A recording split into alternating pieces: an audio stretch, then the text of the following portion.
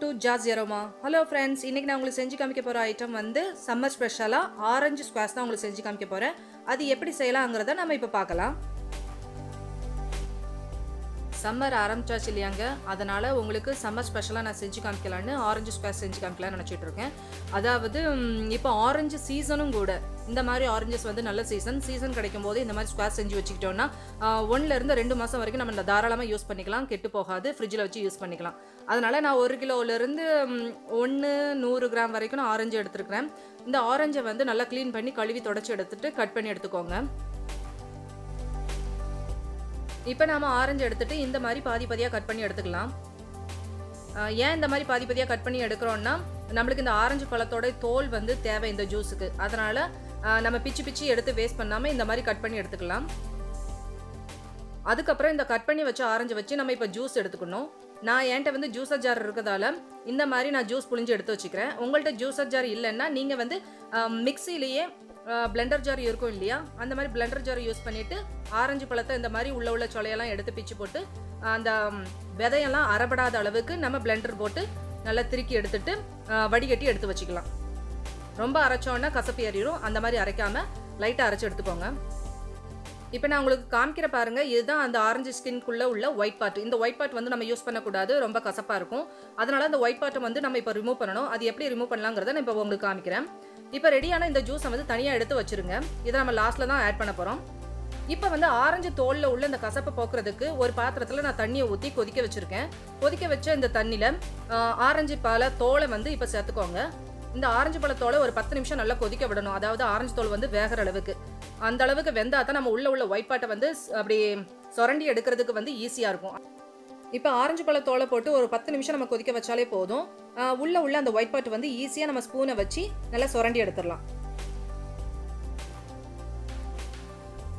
இப்போ 10 நிமிஷம் ஆயிடுச்சு. 10 நிமிஷம் ஆனதுக்கப்புறம் ஆரஞ்சு பழ தோலை எடுத்துட்டு ஒரு பிளேட்டில் வச்சுருங்க. இந்த வீடியோ பார்க்குற யாராவது சப்ஸ்கிரைப் பண்ணாமல் பார்க்குறீங்களா? ப்ளீஸ் சப்ஸ்கிரைப் பண்ணிட்டு பாருங்கள். அப்போ தான் எங்களுக்கும் புது வீடியோக்கள் போடணுங்கிற ஒரு ஆர்வமும் இருக்கும், நீங்கள் எங்களை என்கரேஜ் பண்ண மாதிரி இருக்கும். அதனால் ப்ளீஸ் சப்ஸ்கிரைப் பண்ணிட்டு பாருங்கள். இதோ பாருங்க, நானும் இந்த தோலுக்கு உள்ள அந்த ஒயிட் பார்ட்டெல்லாம் ஒரு ஸ்பூனை வச்சு எப்படி அழகாக ரிமூவ் பண்ணுற பாருங்க. இதே மாதிரி நீங்களும் எல்லா ஆரஞ்சு தோலுக்குள்ளே உள்ள ஒயிட் பார்ட்ஸ் எல்லாம் இதே மாதிரி ரிமூவ் பண்ணி எடுத்து வச்சுருங்க. ஏன்னா அந்த ஒயிட் பார்ட் வந்து கசப்பு கொடுக்கும், அதனால கண்டிப்பாக ரிமூவ் பண்ணிடுங்க. இப்படி ரிமூவ் பண்ணதுக்கப்புறம் இந்த தோலை வந்து துண்டாக பிச்சு எடுத்து வச்சுக்கோங்க. ஏன்னா இது வந்து முக்கால் பதம் தான் வெந்திருக்கும், இன்னும் திரும்ப நம்ம இதை வேக போடணும். அதுக்காக இந்த மாதிரி துண்டாக பிச்சு எடுத்துருங்க. நல்லா சாஃப்டாக வேகணும்.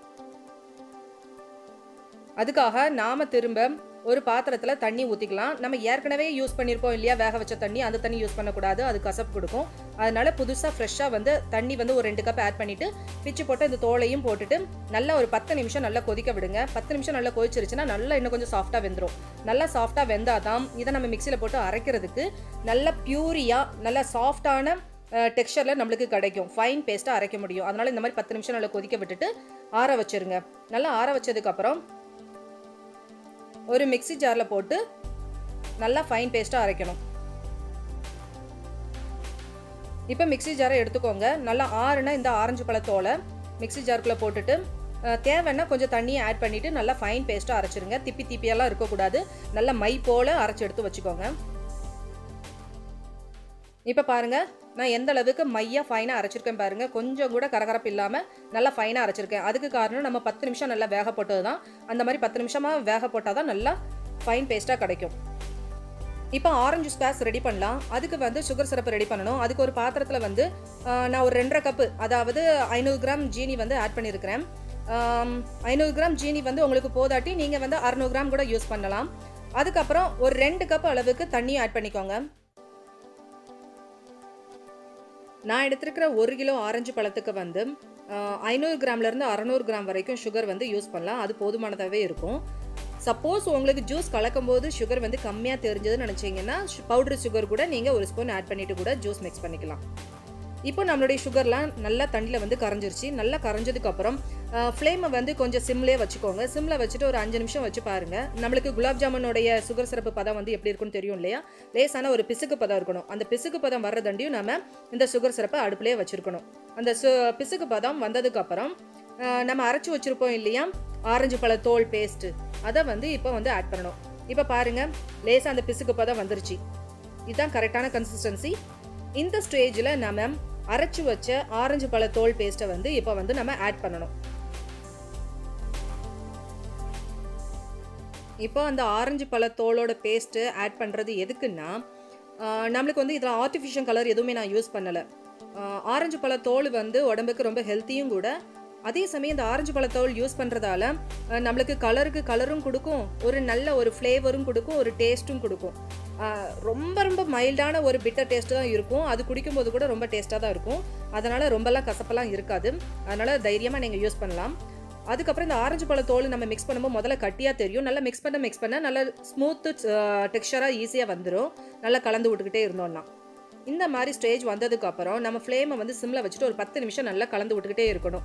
அடியும் ஒட்டிடக்கூடாது. அதனால் மிக்ஸ் பண்ணிக்கிட்டே இருங்க. ஒரு மாதிரி சிரப்பு கன்சிஸ்டன்சிக்கு வரும். அந்த ஸ்டேஜ் வந்ததுக்கப்புறம் நம்ம ஸ்டவ் ஆஃப் பண்ணிடலாம்.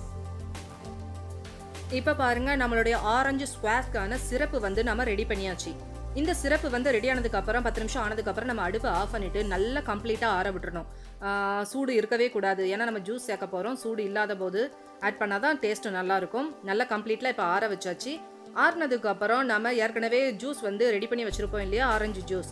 அந்த ஜூஸை வந்து இப்போ நம்ம ஊற்றணும். நான் எடுத்து வச்சிருக்கிற ஆரஞ்சு ஜூஸோட அளவு வந்து எனக்கு 2 டம்ளர் அளவுக்கு கிடச்சிச்சு.